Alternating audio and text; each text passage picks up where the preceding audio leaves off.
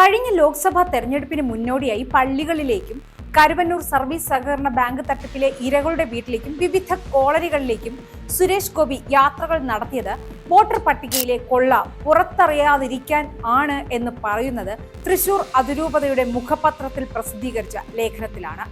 ലോക്സഭാ തെരഞ്ഞെടുപ്പിൽ ക്രിസ്ത്യൻ വോട്ടുകൾ BJP-യിലേക്ക് മറിഞ്ഞിട്ടില്ല.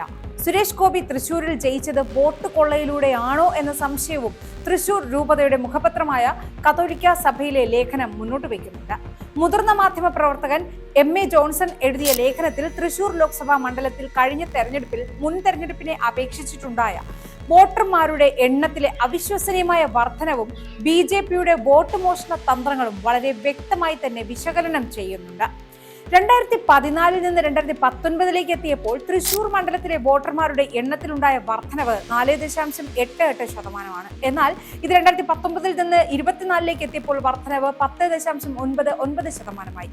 കൃത്യം പറഞ്ഞാൽ 1,46,673 വോട്ടർമാരുടെ വർധനവ്. സംസ്ഥാനത്തെ വോട്ടർ ശരാശരി 2019 അപേക്ഷിച്ച് കുറഞ്ഞപ്പോൾ തൃശൂരിൽ ഉണ്ടായത് 6.11% വോട്ടുകളുടെ വർധനമാണ്. 2019-നേക്കാൾ 24-ൽ വോട്ട് നിരക്ക് കൂടിയത് വടകരയിലും ആലത്തൂരും കോട്ടയത്തും മാത്രമാണ്.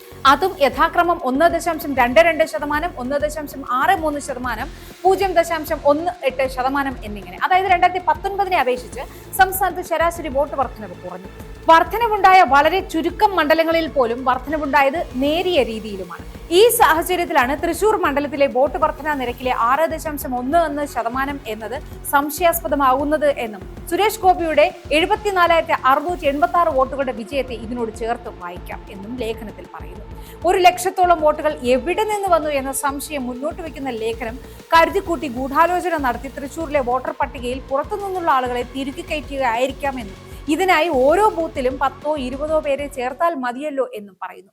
ചുരുക്കം പറഞ്ഞാൽ പ്രതിപക്ഷം ഉന്നയിച്ച അതേ ആരോപണം തന്നെയാണ് സുരേഷ് ഗോപിയുടെ തെരഞ്ഞെടുപ്പ് വിജയത്തെ സംബന്ധിച്ച് തൃശൂർ അതിരൂപതയുടെ മുഖപത്രത്തിലെ ലേഖനവും പറഞ്ഞു വെക്കുന്നത്.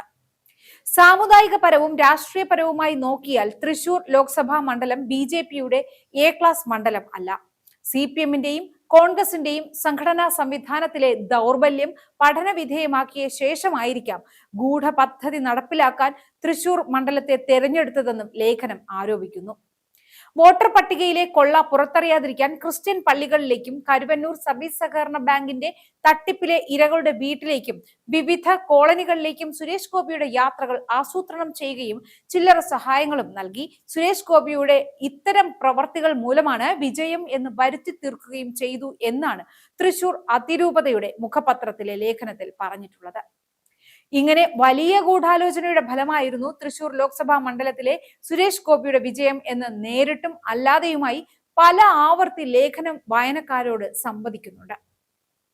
ഈ ലേഖനത്തെ അടിസ്ഥാനപ്പെടുത്തി ചിന്തിക്കുമ്പോൾ സുരേഷ് ഗോപിയുടെ നന്മമരം ഇമേജ് പോലും തെരഞ്ഞെടുപ്പ് അട്ടിമറിക്കാനായി നടന്ന ഗൂഢാലോചനയുടെ ഫലമായിരുന്നു എന്ന് തന്നെ കരുതണം. എങ്ങനെയാണ് ഈ ഗൂഢാലോചന നടപ്പിലാക്കാനായി BJP മാധ്യമപ്രവർത്തകരെ ഉപയോഗിച്ചതെന്നും അതിന്റെ ഫലമായി എന്തെല്ലാം ആഖ്യാനങ്ങളാണ് രൂപപ്പെട്ടത് എന്നതിനെ പറ്റിയും ലേഖനത്തിൽ പറയുന്നുണ്ട്. BJP-യുടെ ഈ ഗൂഢപദ്ധതികൾ ഒന്നും തിരിച്ചറിയാനാവാത്ത സാമുദായിക നേതാക്കളോട്, പ്രത്യേകിച്ച് കത്തോലിക്ക മെത്രാന്മാരോടും കത്തോലിക്ക പ്രസ്ഥാനങ്ങളുടെ നേതാക്കളോടും ഹാ കഷ്ടം എന്ന് മാത്രമേ പറയാനുള്ളൂ എന്ന് എഴുതിയിട്ടുള്ള ലേഖനം തൃശൂർ രൂപത തങ്ങളുടെ മുഖപ്രസംഗത്തിൽ പ്രസിദ്ധീകരിക്കുന്നതിലൂടെ നൽകുന്ന സന്ദേശം കൃത്യമാണ്. കാസ പോലെയുള്ള ക്രിസ്ത്യൻ നാമധേയ സംഘടനകളിലൂടെ കുത്തിവെക്കുന്ന വിഷബീജം ഏറ്റുവാങ്ങി മതസ്പർദ്ധയും സാമൂഹിക വൈരവും പ്രസവിക്കുന്നവർ ബീജത്തിന്റെ ഉറവിടം തിരിച്ചറിഞ്ഞാലും അല്ലെങ്കിൽ തൃശൂരിലെ പോലെയുള്ള തിരിമറികളും കൈപ്പിഴകളും ഇനിയും ആവർത്തിക്കുമെന്നും മുന്നറിയിപ്പ് നൽകുന്നു. ക്രിസ്ത്യൻ വോട്ടുകൾ സുരേഷ് ഗോപിക്ക് മറിഞ്ഞു എന്നത് തെറ്റായ പ്രചാരണമാണെന്ന് തെളിഞ്ഞിരിക്കുന്നു എന്ന് ലേഖനം അടിവരയിട്ട് തന്നെ പറയുന്നു. ഡ്രൈവറുടെ ഡ്രൈവിംഗ് ലൈസൻസ് പരിശോധിച്ചിട്ട് ആണോ നാം യാത്രയ്ക്കായി ബസ്സിൽ കയറാറുള്ളത്? ഡോക്ടറുടെ യോഗ്യത പരിശോധിച്ച ശേഷമാണോ നാം ഡോക്ടർമാരെ പരിശോധനയ്ക്കായി കാണുന്നത്? ഇതിന് സമാനമായി തെരഞ്ഞെടുപ്പ് കമ്മീഷനും രാജ്യം ഭരിക്കുന്ന BJP-യും പറയുന്നത് വോട്ടർ പട്ടികയിൽ കള്ളത്തരം ഇല്ല എന്ന് പ്രതിപക്ഷ രാഷ്ട്രീയ പാർട്ടികൾ ഉറപ്പുവരുത്തേണ്ടതാണ്. ഇതിൽ പരം വിചിത്രവാദം ഉണ്ടോ എന്ന ചോദ്യം ലേഖനം മുന്നോട്ട് വയ്ക്കുമ്പോൾ രാജ്യത്ത് തെരഞ്ഞെടുപ്പ് കമ്മീഷനും BJPയും കൂടി ചേർന്ന് വോട്ട് കച്ചവടം നടത്തുന്നു എന്ന രാഹുലിന്റെ ആരോപണത്തെ തൃശൂർ രൂപതയുടെ മുഖപത്രവും ശരിവെക്കുന്നു എന്ന് വേണം കരുതാൻ. 18 വയസ്സായ ഓരോ പൗരനും വോട്ടർ പട്ടികയിൽ ഉൾപ്പെട്ടിട്ടുണ്ട് എന്നും ഒരു വോട്ടർക്ക് ഒന്നിലധികം വോട്ടില്ല എന്ന് ഉറപ്പാക്കേണ്ടതും രാഷ്ട്രീയ പാർട്ടികളുടെ ഉത്തരവാദിത്തമല്ല, തെരഞ്ഞെടുപ്പ് കമ്മീഷന്റെ ഉത്തരവാദിത്തമാണ് എന്നും ലേഖനം സൂചിപ്പിക്കുന്നു. രാഹുൽ ഗാന്ധി മുന്നോട്ട് വെച്ച വോട്ട് ചോരി ആരോപണത്തെ ഗൗരവകരമായി തന്നെ ലേഖനം ചർച്ച ചെയ്യുന്നുണ്ട്. 79 ലോക്സഭാ മണ്ഡലങ്ങളിൽ കൊള്ള നടന്നു എന്ന ആരോപണം ശരിയാണെങ്കിൽ രാജ്യത്തിന്റെ ഗതി തന്നെ മാറും എന്നും 4 സംസ്ഥാന നിയമസഭാ തെരഞ്ഞെടുപ്പിലും ആരോപിക്കപ്പെടുന്നത് പോലെ വോട്ട് മോഷണം നടന്നിട്ടുണ്ടെങ്കിൽ ഇതിൽ പരം ക്രിമിനൽ കുറ്റമുണ്ടോ എന്നും ലേഖനം ചോദിക്കുന്നു.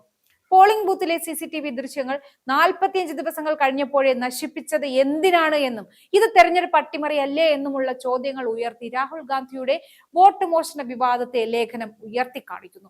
ലോകത്തിലെ ഏറ്റവും വലിയ ജനാധിപത്യ രാജ്യമായ ഇന്ത്യയിൽ തെരഞ്ഞെടുപ്പ് അട്ടിമറി നടന്നു എന്ന് അറിയുമ്പോൾ നാം ഞെട്ടിയത് കൊണ്ട് മാത്രം കാര്യമില്ല എന്നും നമ്മെ ഭരിക്കുന്ന ശക്തി ആര് എന്ന് തിരിച്ചറിയാൻ കഴിയണമെന്നും പറഞ്ഞുകൊണ്ടാണ് ലേഖനം അവസാനിക്കുന്നത്.